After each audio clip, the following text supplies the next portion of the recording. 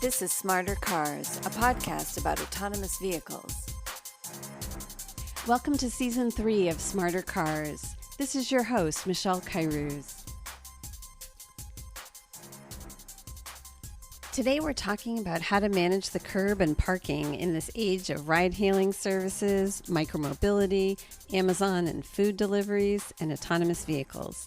Our guest is Hank Willson, Policy Manager in Parking and Curb Management for the San Francisco Municipal Transportation Agency. Hank, welcome to the show. Thank you so much for having me. Excited to be here. Great. So on this podcast, we've been looking at how autonomous vehicles will develop, the technical and policy challenges involved, and their impact on cities. And since autonomous vehicles will be developed first in fleets, we also have been looking at TNCs like Uber and Lyft and how they get around in cities. And then last year, we had this further technological development with micromobility and the introduction of lightweight electric vehicles like scooters and bikes.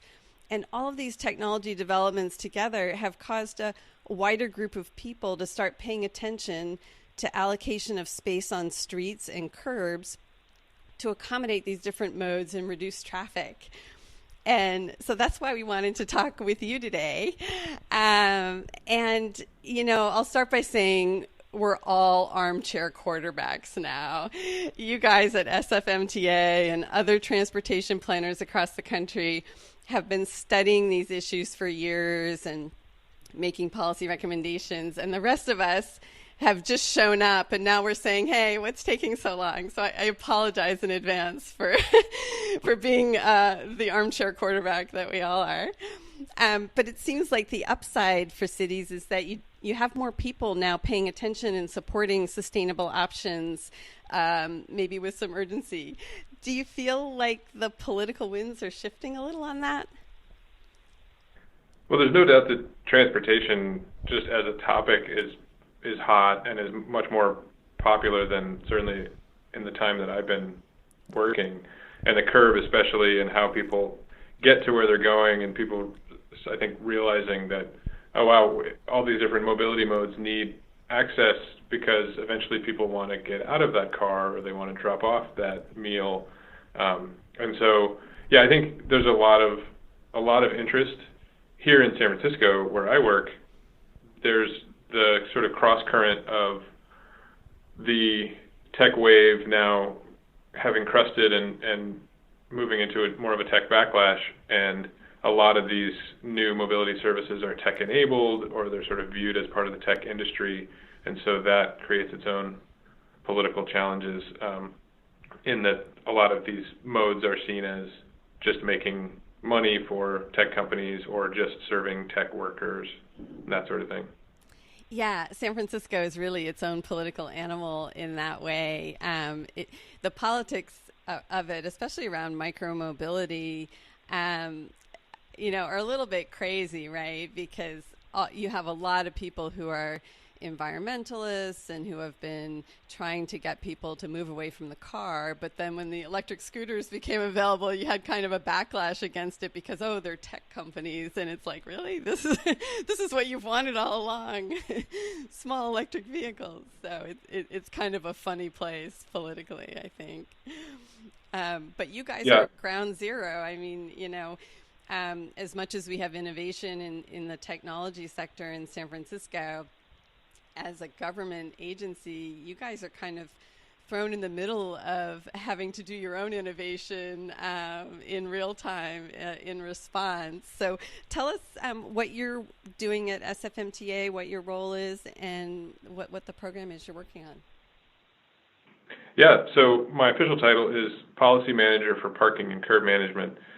And curb management is a term that I think gets used a lot, certainly with the people I talk to and the conferences that I go to. But what it means is effectively regulations for who gets to use the curb and when and for how long and how much they have to pay, if they have to pay. And the idea is that it's parking and then everything else that is accessing the curb or using the curb for some period of time The group used to be called the parking group, and one of the reasons that we've tried to move towards curb management is an acknowledgement that parking, especially long-term parking of personal vehicles, is just one use of the curb. It's just one way that we manage the curb.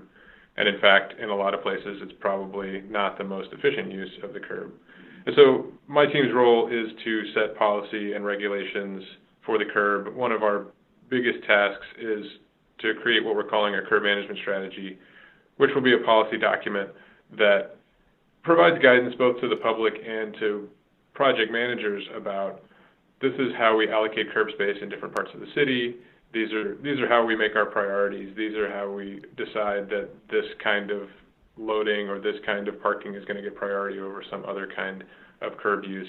And so that's been a really exciting project, and hopefully we'll provide guidance to everybody and sort of keep the spirit of transparency going, where we say this is how we're making decisions, and we want everybody to know. And so when we're doing a streetscape project or a transit project or something like that, and we're putting the curb back together, these are the guidelines that we're using.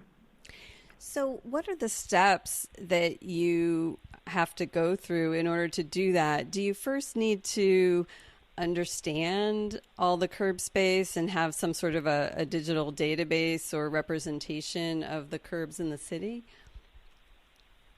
Well, I think a digital database of all the curbs in the city is something that we would love to have and something that we're working on, but it's something that we definitely don't have right now.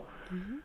I think most of the work that the SFMTA does is very project-based. So we're doing a transit project between 11th Avenue and Arguello along a certain street, or building a bike lane along 10 blocks of a certain street. And so what that means is that we can go out, and even if we don't already have a digital curb map, we can go out and actually measure all of the things that are on the curb, create a curb map for that project area, and then kind of make our decisions from there. And the strategy is still in draft form, so it's certainly not finalized, but I think the basic route that you would take is to say, okay, what kind of land use is this? Is it a neighborhood commercial? Is it downtown? Is it right next to a major transit station or next to a ballpark or something like that? Because obviously those different land use types are going to have different curb needs and different access needs. And once you've determined that, then you look at the curb prioritization. And the first thing that you look at is, are there any sort of modal priorities or decisions that the city and the agency has already made to say, this is going to be a transit street and we are going to use this lane or the curb as a transit lane exclusively, because that's going to take precedence, and then we're going to say, okay, well, there's not going to be any loading or parking happening at that curb because that's going to be a bus lane. And then you move down the list of what access functions are most necessary. If there's a transit line that needs bus stops, that's going to take precedence because buses carry the most people most efficiently. If it's a bike route, then you're going to want to prioritize bike parking and other things that make biking safer. If it's a high injury corridor where we've identified that there are lots of safety issues happening, then we want to prioritize things that increase pedestrian safety, and then you sort of go on down the list. So how do you think about, so it sounds like you start with different neighborhoods and look at your priorities, starting with transit. And then as you get further down the list and you're thinking about uses for the curb, how do you think about and measure curb productivity? You mentioned, buses kind of move the most people, but for other uses, how do you look at curb productivity? That's a great question, and it's something that we don't have a full answer for that. You're probably familiar with the curb study that Fair and Peers did for Uber several months ago, where they have this measure that they specifically call the curb productivity index, I think. And it's a pretty straightforward measure. It's only about passenger loading now. It doesn't address freight, but it says essentially how many people can you deliver to this location per length of curb. So obviously buses do really well on that score. Shuttle buses do really well on that score. What the Uber report revealed, probably not surprisingly, is that passenger loading zones where people are being dropped off by individual vehicles do pretty well, not as well as buses, but a lot better than individual car parking. So I think that makes a lot of sense in terms of how you would measure. If your goal is to deliver people safely and efficiently to a place, then that makes a lot of sense. It's a little more challenging with freight because it's not just about like the number of packages that are delivered or the number of pounds of freight that you deliver, because freight comes in all shapes and sizes, and some is more valuable than others, and some blocks have different loading and freight needs than others. Some have a furniture store, some have restaurants, and so there's going to be different kinds of freight being loaded. So we're still thinking about that, but I think it's not rocket science. It's basically what curb uses or curb access functions deliver the most people and goods most efficiently. So let's talk about some of these uses of the curb that you've mentioned. Let's start with street parking. I think historically, when most people think about the curb, and when you look out at a city, you think about parked cars taking up a lot of street space. And I know historically in San Francisco, a lot of that parking was free or very cheap, and cars might stay there for a long period of time. And San Francisco's done a lot to change that with demand responsive pricing, but which I know you've spent a good part of your career working on. If you're thinking about measuring street parking or whether to keep street parking, do you look at turnover? Do you think about whether there's relevant garage space nearby that someone could use as an alternative? Like, how do you decide whether to keep street parking, whether to remove some street parking? How do you measure that or think about that? That's another great question. I have one of the things I spend a lot of time doing in my job is looking at the California Vehicle Code and the San Francisco Transportation Code that govern all of the parking and curb management decisions that we make. And I had a realization the other day that there's not actually anything in the Vehicle Code or the Transportation Code that permits parking. It's just assumed that private car parking is there. It's kind of the background. And so if you want to take away parking, or you want to turn something into a loading zone, or you want to make it bike parking, or you want to make it a transit zone, or essentially anything other than private car parking, then there is a provision in the code that you have to cite and you have to pass legislation to do that. But if you just build a street and you don't say anything and you don't put out any signs, then the assumption is that it's private car parking. And so I think that that's an interesting perspective to remember when we're going in and doing projects and people say, well, you're taking away so much parking. And it's like, well, we're not really taking away parking. We're reallocating this public right-of-way to something that we think is safer and more efficient. And so that's sort of our guiding principle. I mean, we're lucky in San Francisco to have the Transit First policy that was passed back in the 70s, and it's part of the city charter, and it says that transportation decisions and how you allocate public right-of-way needs to be guided by benefiting transit, walking, and biking first. And so that's a helpful guide, obviously, but it doesn't help you so much when you're going in, on a specific block and talking to a specific stakeholder about something that's happening right in front of their home or right in front of their business. So we tend to, in terms of how we allocate space and how we decide whether to preserve parking or reallocate it for something else, I think we then look to our other overarching strategic goals, like the city has also passed Vision Zero, which is a safety goal to say we're going to eliminate traffic deaths and serious injuries on our streets. And so a lot of times to do that, we need to reallocate space from private car parking to a bike lane or to a sidewalk bulb out or to some kind of safety zone, things that give more space to people and give more visibility to drivers and to people on bikes. And the agency just passed its Vision Zero action strategy, and one of the innovations in this iteration, I think they do it every 2 years, was to say that the best way to make the street safer is to get more people out of their cars, because cars hitting people, that is what causes death and serious injury on the streets. And so to the extent that we can promote things other than driving in your personal vehicle to get places, then we're going to make the streets safer. So I don't know if that directly answers your question. Yeah, no, absolutely. It sort of was intended to skirt it a little bit. Yeah, so, it is super interesting that the default is that you can park on the side of the street unless there's legislation or designation that you can't. What is the code that would need to be changed to change that default? And when you say, well, you have to pass legislation in order to, designate something like a loading zone or whatever, is that at the city level or the state level, or how does that work? Well, it's a combination, and I would say, the code that we need to change, frankly, the entire vehicle code and then I'm familiar with the San Francisco Transportation Code, are completely built around this idea that private car parking is the default, is what happens if you don't designate it as something else.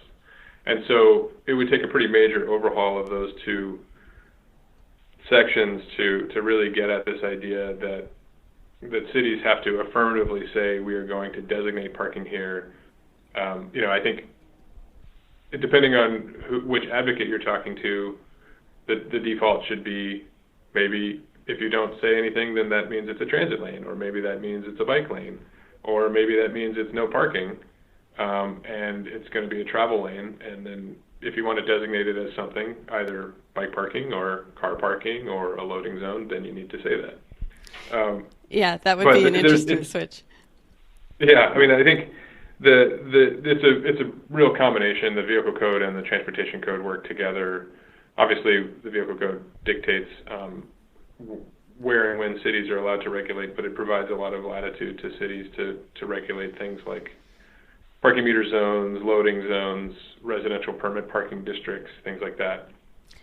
So it's you got to read the two in tandem when you're sort of figuring out what's governing in any particular situation. So if you are looking at a block and you decide you want to remove two parking spots, one at either end of the block for daylighting in order to improve visibility for pedestrians, and so you want to take what used to be a metered parking spot and change it to a red curb, what's the process that you go through to do that? So in San Francisco, we have a pretty robust public outreach and legislation process. And so what's in the code, which is the bare minimum, is that we do what we call a pre-staff meeting, where that's people inside the MTA. Anybody who might be interested gets to take a look and say, maybe that's not a good idea, because we actually have some other project that's coming through that's going to remove that parking anyway for a bike lane, or whatever. And then, once it makes it through that level of review, then it goes to a committee that consists of other city agencies like the police department, the fire department, the planning department, who are going to be interested in these kind of changes to the street. And if it passes that level of review, then it goes to a public hearing, which happens at City Hall, open to the public. No decision is made, but people are invited to come and express their support or concern or questions about the project. And then most things then need to proceed from that public hearing to the SFMTA Board of Directors meeting, where it's another public hearing, and that's where the Board of Directors actually makes a decision about that particular thing.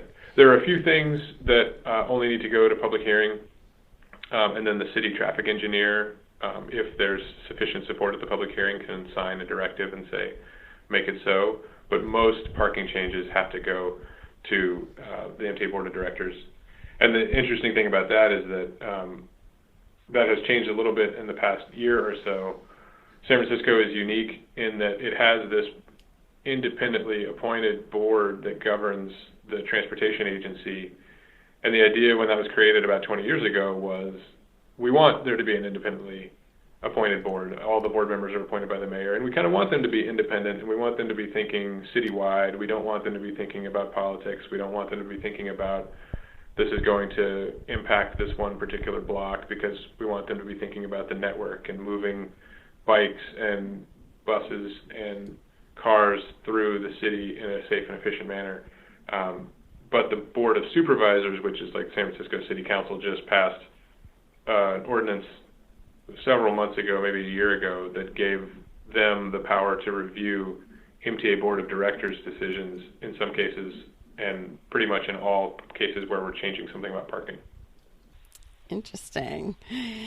So there's a lot of layers of review, and the last three, the public hearing, the MTA Board hearing, and then if the Board of Supervisors decides to review it, then that's also a public hearing where people can come and express their support or opposition or questions or whatever.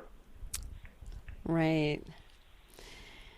So, speaking of parking and street parking, do you see an impact in the city on the demand for parking based on the uptick in TNCs? In other words, are you seeing, I know the city's street parking, at least, and probably the garage parking have this kind of demand responsive pricing where you can see what the demand is and whether it's upticks and downticks at various points in time. Between the garages and the street parking, are you able to tell whether there's less demand for parking in light of TNCs? Well, it's hard to tell or to know exactly why, but we are definitely seeing, and definitely at our garages, a downward trend in terms of utilization.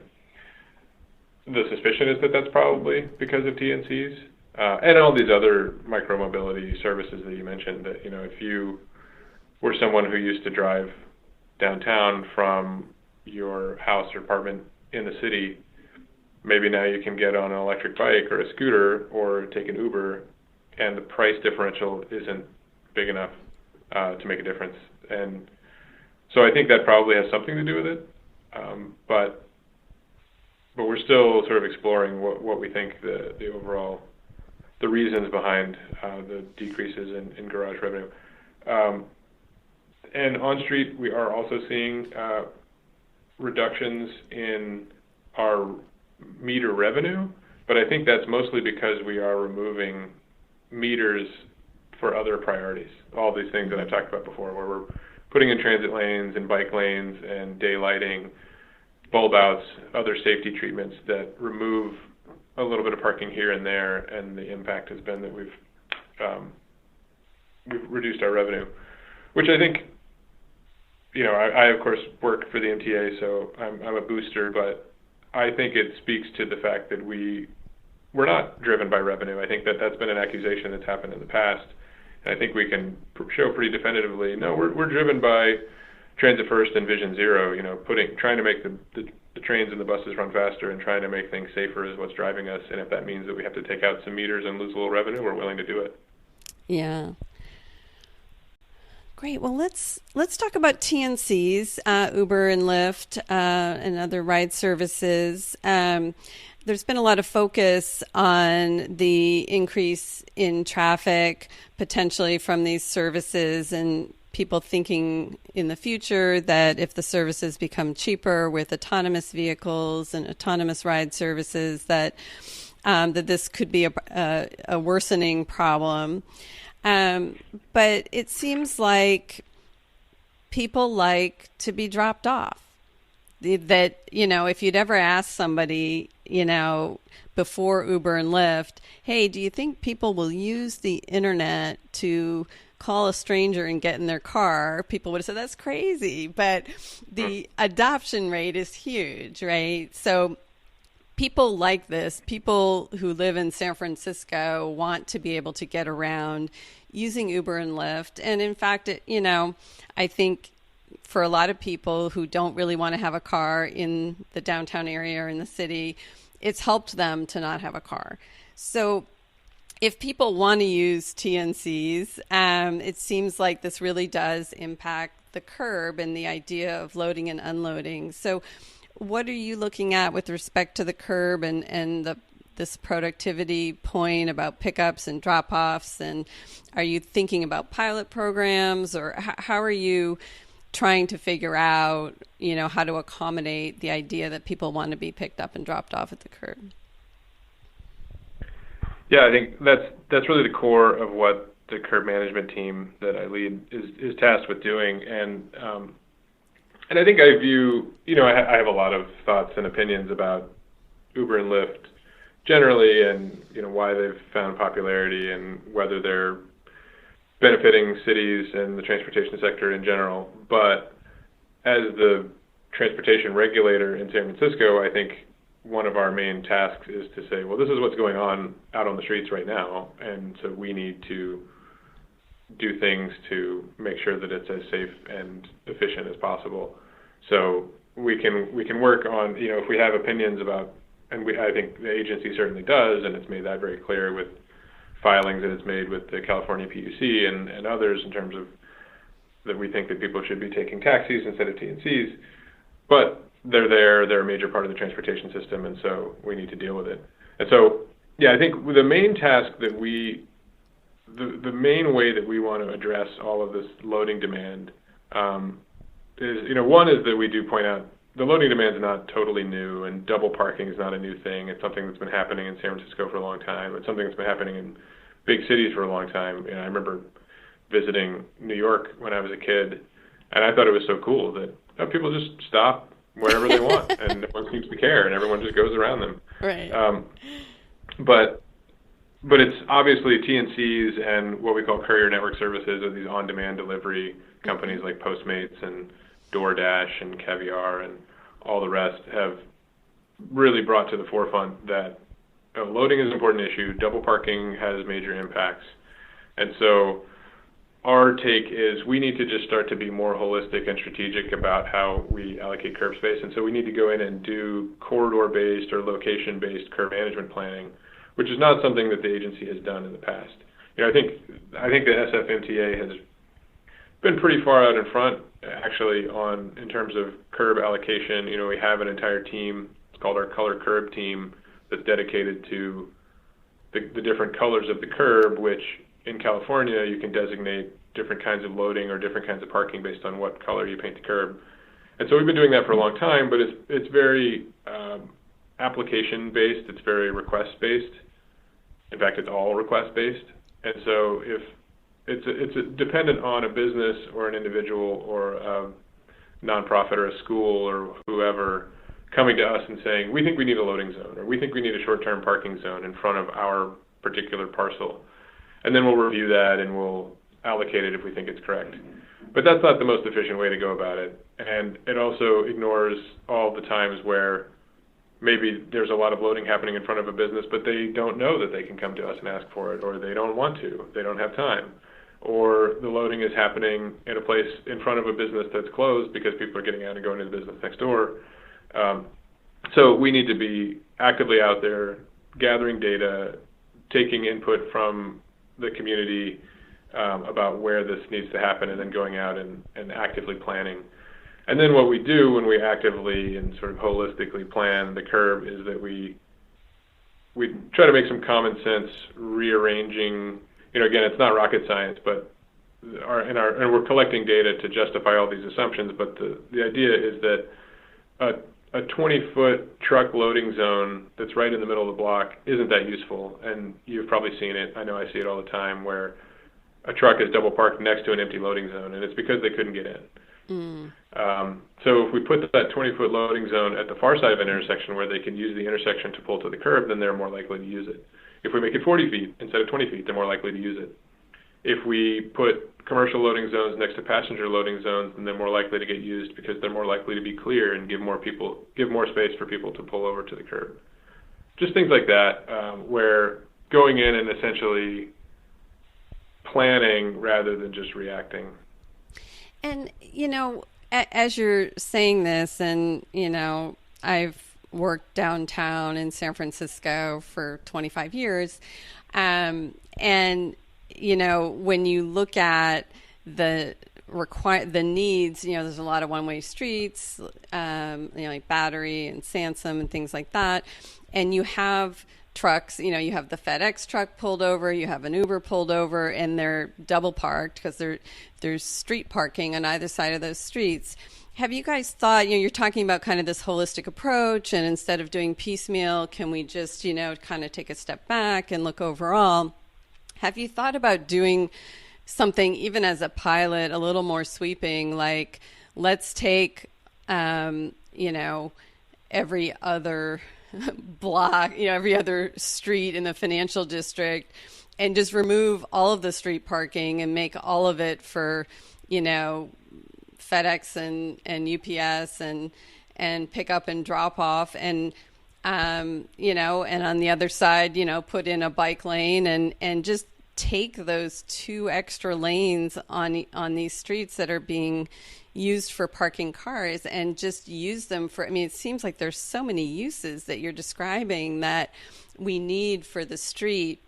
I'm just wondering, is there any thought to kind of taking the most congested business districts and just removing street parking wholesale? There's so many garages there that people could use, and as you point out, they're underutilized. So it just seems like that would be an interesting experiment. Yeah, I think that's a great idea. And in fact, in the financial district in San Francisco, we've done something like that back in the 90s, I think, long before I was working here. The transportation engineering folks blanketed the financial district with mostly commercial loading zones, or yellow zones, under that idea that there is so much commercial loading happening down there that almost, in certain cases, entire blocks just need to be all commercial loading. And it had the side benefit of also suggesting to drivers, don't even think about trying to find a parking space, on Montgomery Street right downtown. It's just not going to happen.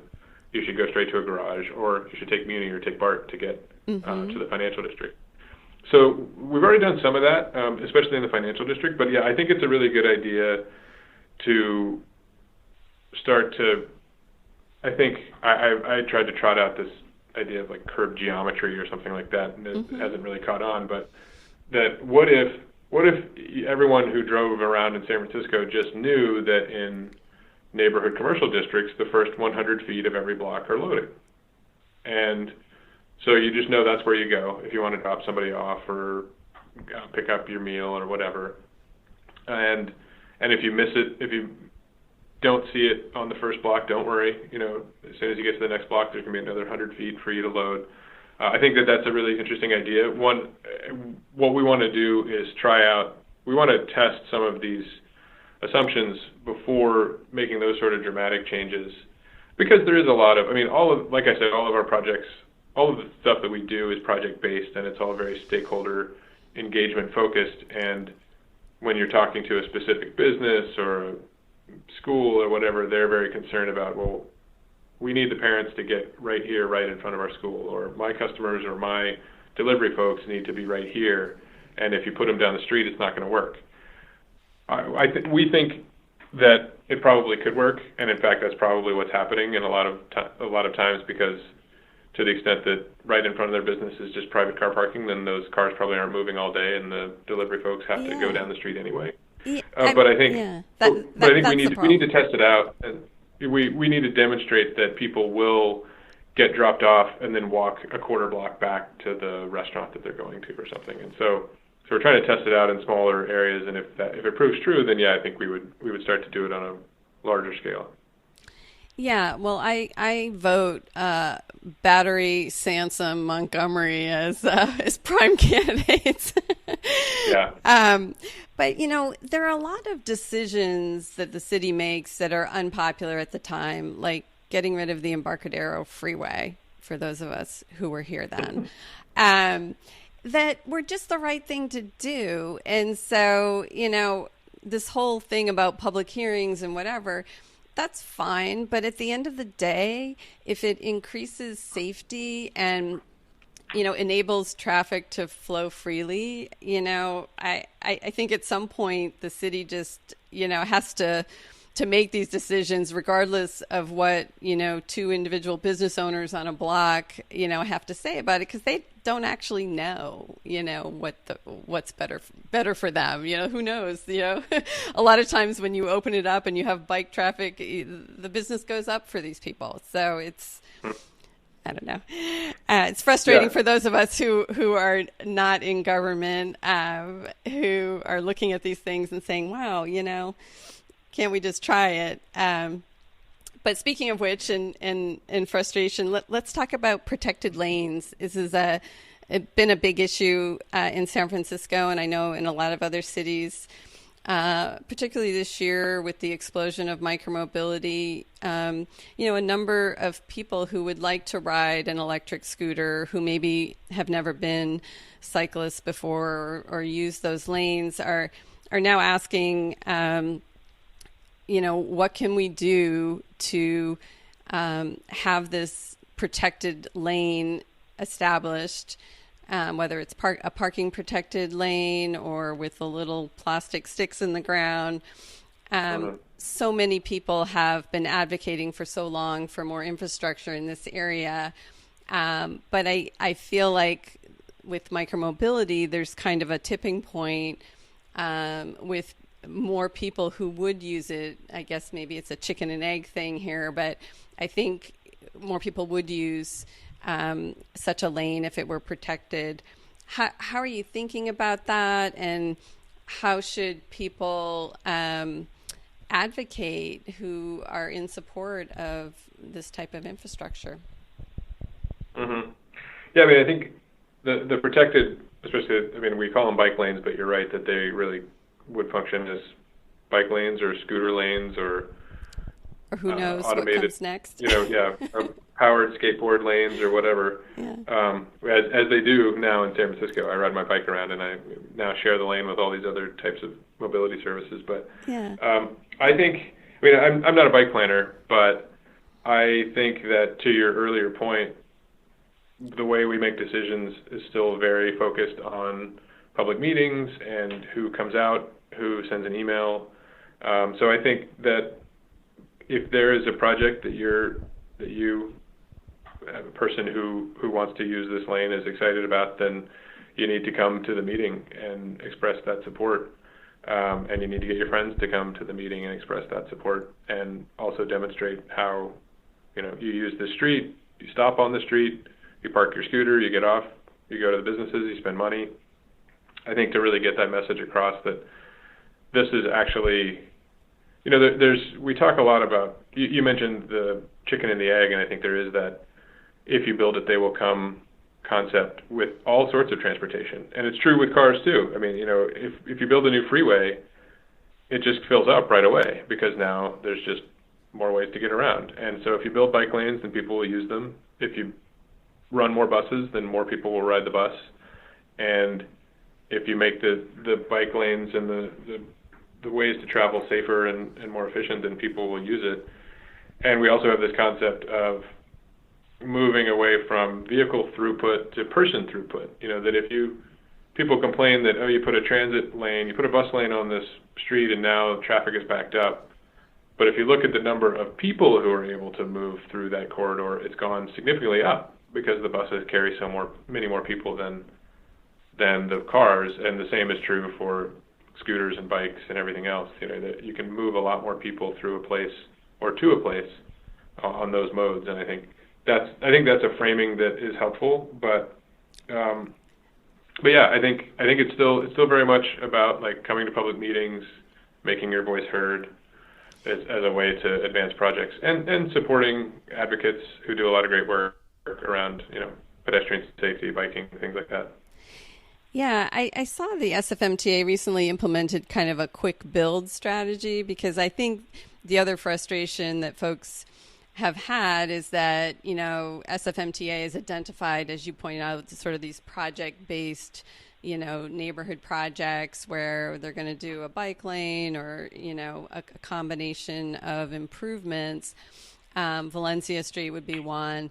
And, it's sort of been identified and planned, but then it takes 2 or 3 years to implement it. Can you give folks a sense for what the difficulties are? Is it the traffic signaling? Is it painting and concrete? What is it that takes so long to implement a project once it's been approved?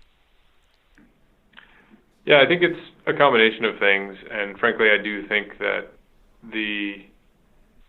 it's oftentimes implementation is pretty quick after approval. It's just really getting to the approval is what takes so long, and it's lots and lots of public meetings, it's lots of discussions with various stakeholders, and I don't mean in any way to minimize the importance of those, but they take time, they take staff time and resources, and they don't always result in, or very rarely do they result in any kind of consensus, and so then it requires going back and making changes, and that's really what takes a long time.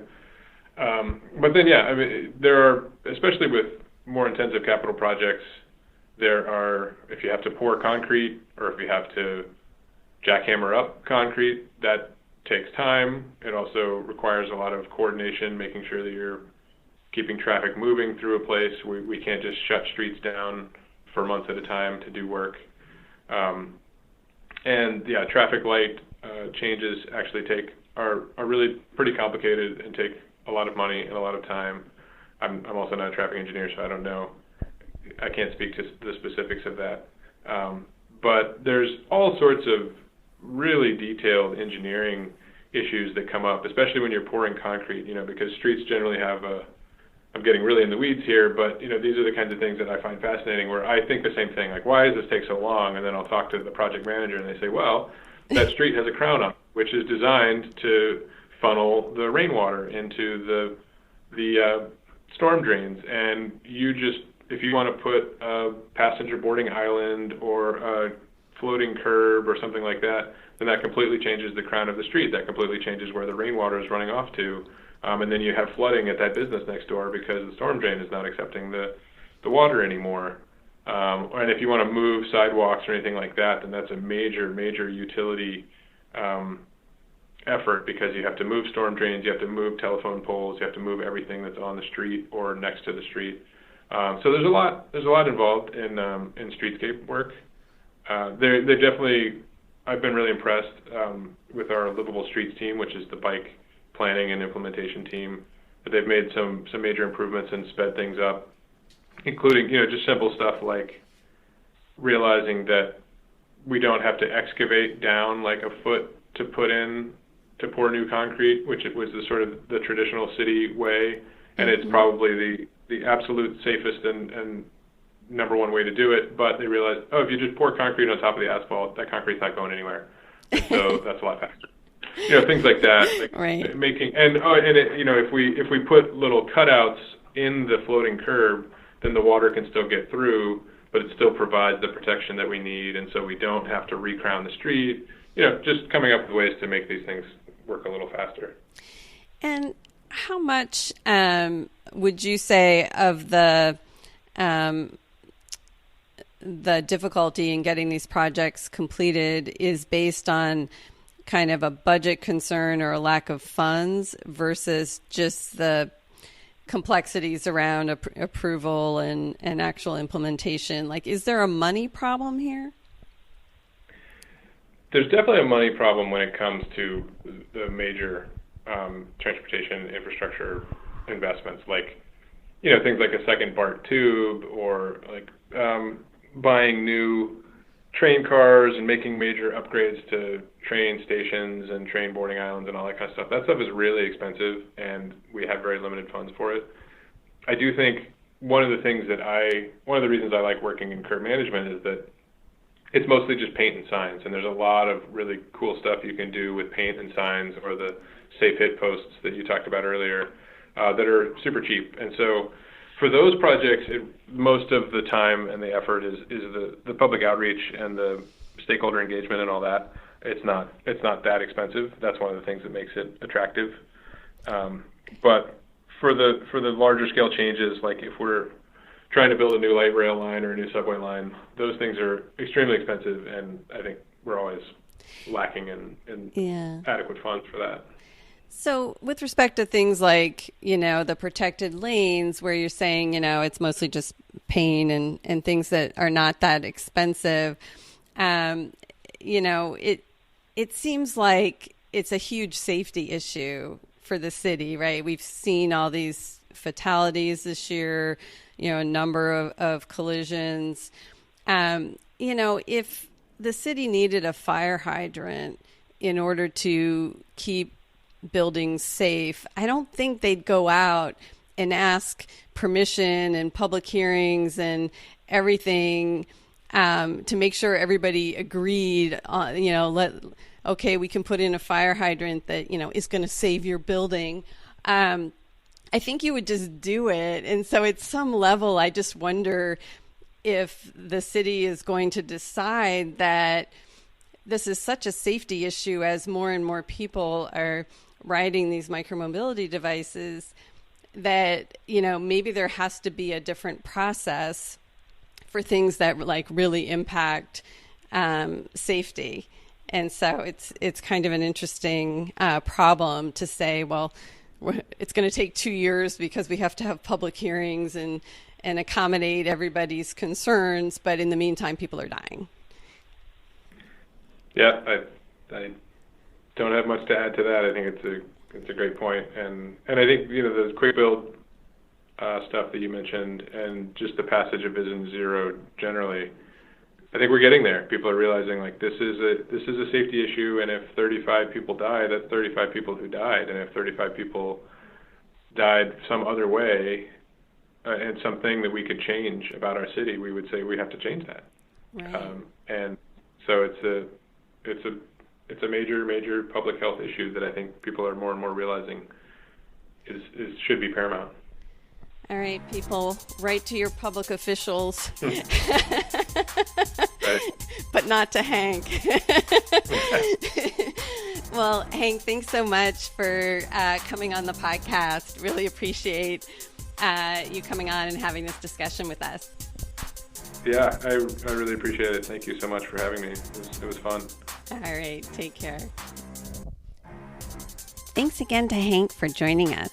If you're enjoying the podcast, please subscribe and leave us a review or rating on Apple Podcasts or wherever you listen to your podcasts, as it will help other people find the show.